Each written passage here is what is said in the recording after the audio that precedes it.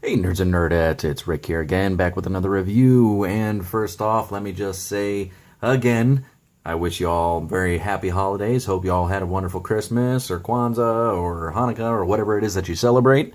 I know I did, and as you can see by my haul video, my Christmas haul video, I made out pretty good. So just wanted to start doing some reviews of the things that I got for Christmas. And today I'm going to be taking a look at the the Flash and Arrow set by DC Collectibles. Obviously Flash, obviously Arrow.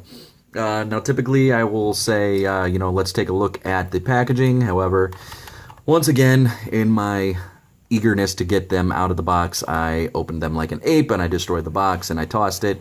But I will say that if you're familiar with this line, you know what kind of packaging you're getting. So don't really need to take a look at it. It's just that boring window style box with the white, the white box with the Flash logo or the Arrow logo on it. So nothing really new. But all right, let's go ahead and cover the articulation on these guys. Since we got that out of the way, you do have, and this is going to be pretty much the same for, actually no it's not, we'll cover them separately. Okay, ball jointed head. You got ball jointed shoulders. You got the Hasbro style swivel hinge elbows. Same for the wrists, swivel hinge wrists. You do have the outward moving T-crotch, so you get front and back as well as out. There is a thigh swivel. You got double hinged knees. And then there is a boot cut up here as well as ankle hinge. So that is on the Flash. And on Arrow, we've got a ball jointed head, ball jointed shoulders, swivel hinge elbows. Again on the wrists. Let's get that out of here. Swivel hinge wrists. You got the outward moving hips as well as a swivel. I think it's on a ball joint here on the upper ab, but it doesn't move very well, as you can see. No boot cut, double knees, no boot cut, and then ankle rockers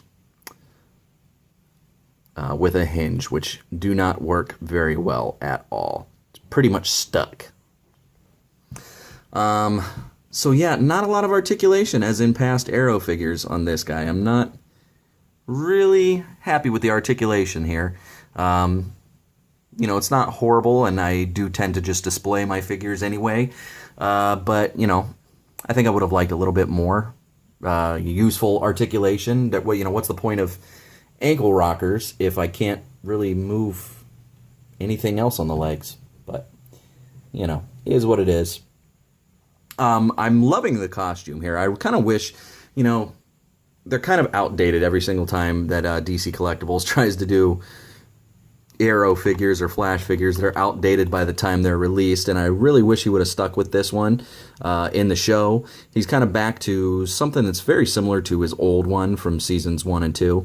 But I really like this one because it's more true to the comic books. I thought it looked more comic booky, and we were kind of hopeful when he started using this costume and they changed it to Star City that maybe it was going to be a little bit more like the comic books. But alas, Season 4 was one of the worst seasons ever. Seasons 3 and 4 were pretty bad. But it's back to form with Season 5, and I guess if they felt the need to change the costume in order to get the show back on track, then so be it. But I personally wish he would have stuck with this one through the new season, but it is what it is. But it is my favorite incarnation of the suit. Lots of little details, lots of little buckles and studs and whatnot in the suit. Just a lot of detail in this guy. I'm very happy with it, minus the articulation.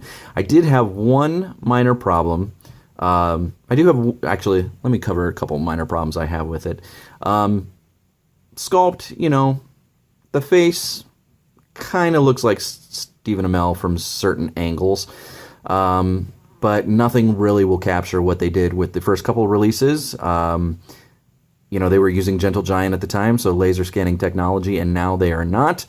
And I think it kind of suffers for it. But, in certain angles it looks like him, certain angles it doesn't. But, otherwise, not really too big of a problem. The other problem I had is, if you see here, see how the foot's bubbled out? I had a big problem where somehow they screwed a joint in incorrectly. to the front of the foot, and it caused a giant bubble and cracking like so. Horrible, I easily fixed it, by painting it over, but there's still this horrible bubble that you can see here, but DC Collectibles was not able to replace it for me, so I'm kind of stuck with it, so I just painted it over to kind of hide it as best that I can. It's not horribly noticeable, but I'm OCD, so it's going to stick out like a sore thumb to me. And then we've got the Flash here, which is pretty much the same as the initial release. The only difference being is that he comes with a removable head that comes with an unmasked Grant Gustin, which I have actually already painted because he's got weird funky eyebrows, and I painted the mouth a little bit. So when he showed up, the factory sample, he did not really look like Grant Gustin, but with a good enough paint job, it really captures his likeness, I think. Just grab a paintbrush and get to work.